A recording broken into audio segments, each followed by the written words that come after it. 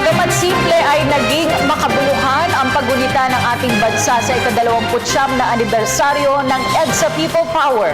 Sa pangunguna ni Pangulo Aquino, kabilang sa mga naging aktibidad nito ay ang pag-aalay ng bulaklak sa EDSA Monument at misa sa EDSA Shrine na pinangunahan naman ni Manila Archbishop Luis Antonio Cardinal Tagle. Sa kanyang maikling mensahe, binigyang diin ng punong ehekutibo na tungkulin ng bawat Pilipino na protektahan ang kapayapaan sa bansa, partikular na sa Mindanao. Ayon sa Pangulo Aquino, sana hindi mauwi sa wala ang pagsasakripisyo ng buhay ng ilan nating mga kababayan para makamit ang kapayapaan tulad ng SAF 44. Ang ulat mula kay Elena Luna. Nanawagan si Pangulong Aquino na ituloy ang laban tungo sa kapayapaan sa Mindanao sa pagdiriwang ng ika-29 na anibersaryo ng EDSA People Power Revolution.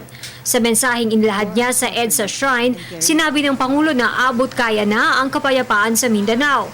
Gininto ang pagkakataon nito kaya hindi dapat itigil ang peace process at pagpasa ng Bangsamoro Basic Law. Habang palapit na ng palapit ang kapayapaan sa Mindanao, sinabi ng Pangulo na lalong nagiging desperado ang mga kontra dito. Kung magpapatalo tayo sa mga kontra kapayapaan, parang hinayaan na rin nating lumala ang kaguluhan sa Mindanao. Kung isusuko natin ang pagtataguyod ng Bangsamoro, parang hinayaan na rin nating armas ang muli nilang ipamana sa susunod na henerasyon ng mga kapwa nating Pilipino. Hindi po tayo papayag na mangyayari ito. Tanging sa pagkamit sa pangmatagalang kapayapaan, magiging sulit ang sakripisyo ng mga nakipaglaban sa EDSA. Kabilang na ang mga nagbuwis ng buhay para wakasan ang pag-aasik ng takot at karahasan sa lipunan.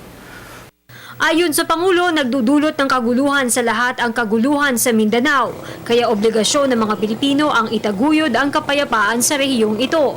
Muling kinilala ng Pangulo ang ginawa ng mga bayaning PNP Special Action Force isang buwan matapos ang insidente. Talagang masakit po ang nangyari sa Mabasapano. Huwag nating kalimutan na pumunta ang ating kapulisan doon, hindi para maghasik ng karahasan, kundi upang ipatupad ang batas. Nagsakripisyo sila para makapit ang kapayapaan. Di naman po makatwiran na ang kanilang inalay para sa kapayapaan ay maging mitsa pa ng karahasan. Sa kanyang talumpati, ibinahagi ng Pangulo ang imahe ng amang duguan na halos hindi na niya makilala. Ang litrato daw na ito ay nagsisilbing paalala kung gaano kalalim ang dinaanan nilang pasakit noon. Nang makita daw niya ang dami ng mga nagmalasakit sa ama na iba ang iniisip niya noong maghiganti.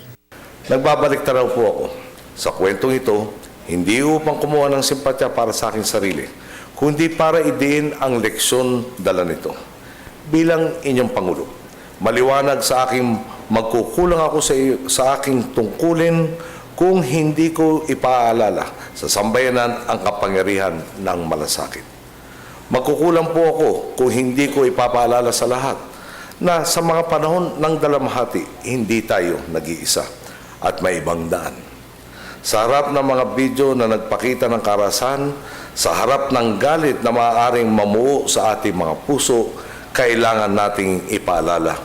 Mas makapangyarihan pa rin ang tiwala, ang malasakit, ang pag-ibig, ang kapayapaan. Nakibahagi rin sa misa ang mga kapatid ng Pangulo at mga miyembro ng gabinete kabilang na si Vice President Jejomar Binay. Ang misa ay pinangunahan ni Manila Archbishop Luis Antonio Cardinal Tagle. Ayon sa Kardinal, isang pagpapala at responsibilidad ang EDSA Revolution. Ipinakita daw ng People Power ang kakayahan ng Pilipino na tingnan ang isang kaaway bilang isang kapatid. Para sa Telebisyon ng Bayan, Elena Luna.